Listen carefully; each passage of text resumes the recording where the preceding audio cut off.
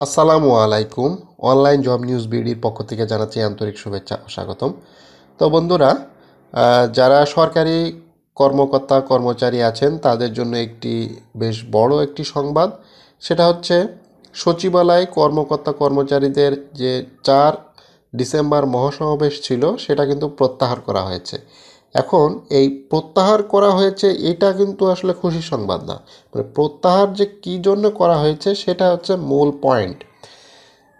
দেখেন, এখানে কিন্তু এই সচিবালয় কিন্তু যারা কর্মকর্তা কর্মচারী আছে এরা কিন্তু বেশ কিছুদিন ধরে কিন্তু আন্দোলন চালিয়ে যাচ্ছে যে নবম পে স্কেল ঘোষণা করতে হবে। সেই নবম পে স্কেল ঘোষণা সহ আরও বেশ 9টা দাবি, সর্বমোট 8টা দাবি, 9টা দাবি। এই 9টা দাবি নিয়ে কিন্তু বেশ জোরে সোরে আন্দোলনের প্রস্তুতি হচ্ছিল। এবং গত যে অফিস বন্ধের দিন শনিবার, সেই শনিবারও একজন ঊর্ধ্বতন কর্মকর্তা এই আন্দোলনকারীদের সাথে বৈঠক করেছে। এবং আজকে জনপ্রশাসন মন্ত্রণালয়ের যে সচিব মোখলেসুর রহমান, ওনার সাথেও কিন্তু এই আন্দোলনকারীদের একটি মিটিং হয়েছে। সেই মিটিংয়ে কিন্তু আলোচনা যেটা হয়েছে এটা কিন্তু একেবারেই ইতিবাচক। নবম পে স্কেল সহ যত ধরনের দাবি তারা পেশ করেছে এটা যে কোনো সময় বাস্তবায়ন হবে।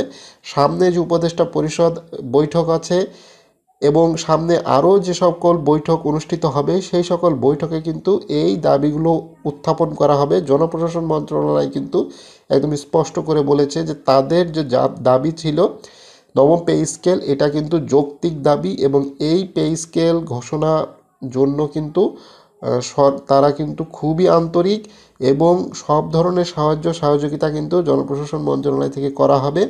এবং সেইটা কিন্তু অলরেডি তারা যে যে দপ্তরে চিঠি পাঠানোর দরকার হবে সেই দপ্তরে কিন্তু চিঠিগুলো তারা পাঠিয়ে দিবে। এবং এমনটিই বলেছে জনপ্রশাসন মন্ত্রণালয়ের যে সিনিয়র সচিব।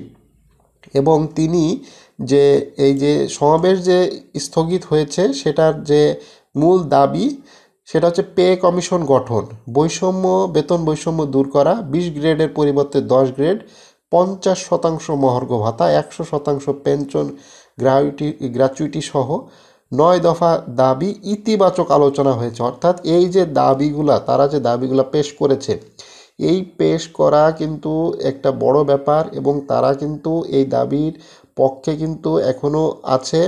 এবং যে সচিবরা এই দাবিকে সমর্থন করেছে এবং এই দাবি যাতে বাস্তবায়ন হয় প্রধান উপদেষ্টার কাছে বিভিন্নভাবে কিন্তু তারা উপস্থাপন করবেন। এবং যে নবম পে স্কেল এটা কিন্তু সময়ের দাবি, তারাও বলেছে যে নবম পে স্কেল একটা সময়ের দাবি, যে কোনো সময় এটা ঘোষণা হতে পারে। এবং আগামী যে বাজেট ঘোষণা হবে, এই অন্তর্বর্তীকালীন সরকারের প্রথম যে বাজেট, এই বাজেটেই হয়তো নবম পে স্কেলের একটা রূপরেখা অবশ্যই ঘোষণা হবে অথবা ঘোষণাও হয়ে যেতে পারে।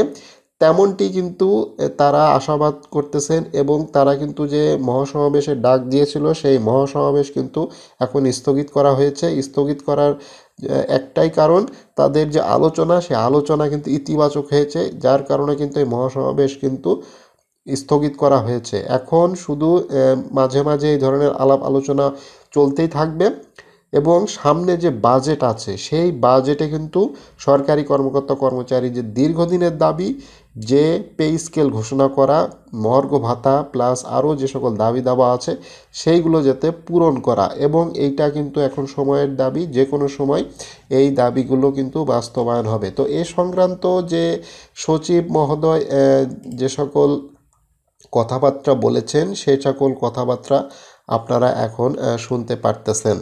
আসলে কর্মকর্তা বলি, আসলে আমরাও সরকারি কর্মচারী, এরা আমাদের সাথে কাজ করে এবং আমরা যে ধরনের সিদ্ধান্ত পাই এগুলো বাস্তবে কিন্তু তাদের হাতেই হয়, কারণ তারা আমাদের পার্ট অ্যান্ড পার্সেল। তো জাস্ট আমরা আলোচনা, ওরা তো অনেক কিছু আলোচনা করলাম, একটা সমাধান হয়ে গেছে আমাদের মধ্যে। হ্যাঁ, আর এমন কিছু না যে কিছু আমাদের সাথে জড়িত, সংশ্লিষ্ট, আমাদেরও স্বার্থ। তো এটা এমন কিছু বলেনি যে যেটা মানে মানার মতো বা অযৌক্তিক কিছু না, সবই যৌক্তিক। আমরা সেগুলো দুই একটা হয়তো কিছু আছে আইন কানুনের ব্যাপার, সেগুলো আমরা পরীক্ষা করবো, আমরা একজন। হ্যাঁ, বঞ্চিত এখন তো সবাই আমরা বঞ্চিত। হ্যাঁ হ্যাঁ হ্যাঁ, পদোন্নতির সব কিছু আছে, ওদের পদের নামটা অনেক কিছু আছে, তো বেশি কিছু না, তো মেনলি তো 4টা পয়েন্ট। হ্যাঁ, তো সেগুলো 4টার মধ্যে আছে বিভিন্ন কিছু, বেতন টেতন এগুলো আছে। হ্যাঁ, তারপরে পদের নামটা পরিবর্তন, কিছু পদ সংরক্ষণ, যেগুলো সার্ভিস।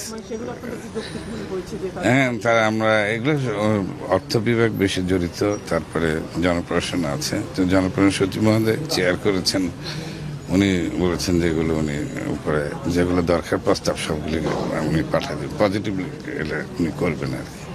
জনপ্রশাসনের সিনিয়র সচিব ডক্টর মুখলেসুর রহমান স্যার এবং আমাদের যে ভূমি সচিব সিনিয়র সচিব ছিলেন, দুজনে মিলে আমরা কথাগুলো বলেছি এবং সকল প্রতিনিধিগণ উপস্থিত ছিলেন। তার প্রেক্ষিতে যে দাবিগুলো আমরা খুব ধৈর্য সহকারে স্যাররা আমাদের সিনিয়র যারা কর্মকর্তা আছেন তারা শুনেছেন এবং এর প্রেক্ষিতে তাদেরকে বলা হয়েছে যেটা ইমিডিয়েটলি আমরা দাবিগুলিকে পূরণ করতে পারবো, অথবা যেগুলি আমাদের ঊর্ধ্বতন কর্তৃপক্ষ এবং নীতি নির্ধারণের পর্যায়ে যাবে সেখানে তাদের দাবিগুলোকে পূরণ করার জন্য আমরা উত্থাপন করব।